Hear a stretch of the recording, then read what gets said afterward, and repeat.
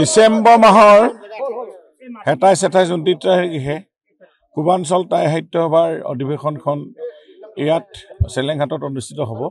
তাৰে আজি লাই খুঁটা, লাই মানে প্ৰথম টাই ভাষাত প্ৰথম খুঁটাপুতি কাৰ্যসূচীৰ শুভাৰম্ভ কৰা হৈছে। ইয়াত মল্লুংসকল অৰ্থাৎ পণ্ডিতসকল, স্থানীয় ৰাইজ, পূৰ্বাঞ্চল টাই সাহিত্য সভাৰ সভাপতি সম্পাদককে আদি কৰি সকলোৰে উপস্থিতিত ইয়াৰ অভ্যৰ্থনা সমিতি এখন শক্তিশালী সমিতি আছে।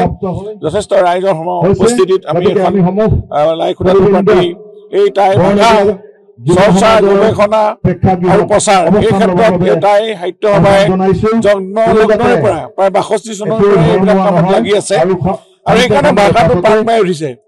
আমি জানো এটা লিখিত ভাষা আছে, এই ভাষাৰ টাই ভাষাৰ পুথিপাঁজিসমূহৰ যোগেদি আমি ইয়াৰ পৰা বহুত তথ্য আমি ইয়াৰ পৰা উদ্ধাৰ কৰিব পাৰোঁ।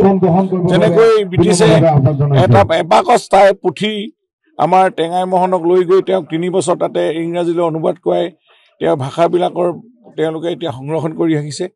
গতিকে এই কথাখিনি আমি এই টেঙাই মোহনে যেনেধৰণে এই ভাষাটোক প্ৰাণ দি তুলিছিল আৰু সেইখিনি আমি এতিয়া উঠি অহা প্ৰজন্মই আমি টাই ভাষা কিবা অকল টাই ভাষা বুলিয়ে নহয়, অসমীয়া বুলি আহোম বুলিয়ে নহয়, সকলোৱে এইবিলাক ভাষা শিকিব লাগে।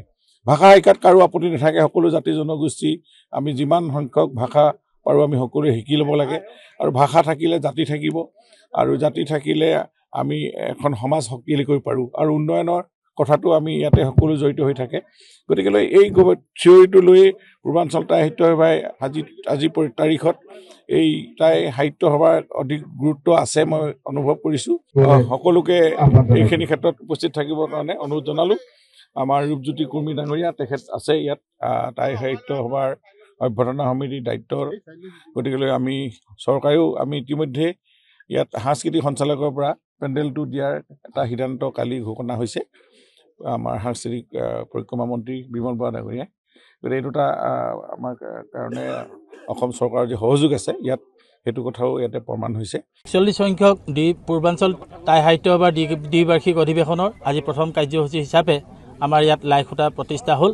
আৰু এই লাই খুঁটা প্ৰতিষ্ঠা কৰিবৰ বাবে আমি স্থাপক হিচাপে আমন্ত্ৰণ জনাইছিলোঁ আমাৰ সকলোৰে মৰমৰ শ্ৰদ্ধাৰ অসম চৰকাৰৰ মাননীয় কেবিনেট মন্ত্ৰী শ্ৰীযুত যোগেন মোহন ডাঙৰীয়া। তেখেতে আহি এই মাংগলিক কাৰ্য ইতিমধ্যে সমাপন কৰিলে। তাৰ লগে লগে আমাৰ উদযাপন সমিতিৰ মুখ্য উপদেষ্টা হিচাপে আমাৰ মৰিয়নি সমষ্টিৰ মাননীয় বিধায়ক শ্ৰীযুত ৰূপজ্যোতি কুৰ্মী ডাঙৰীয়াও আমাৰ মাজত উপস্থিত হৈ তেখেতে আজি এই লাই খুঁটা স্থাপনত সকলো ৰাইজৰ সহায় সহযোগিতা সৰ্বাংগ সুন্দৰভাৱে শেষ কৰিলে। যিকোনো খবৰৰ বাবে যোগাযোগ কৰক 7099017330 লগতে 7099017110 নম্বৰত।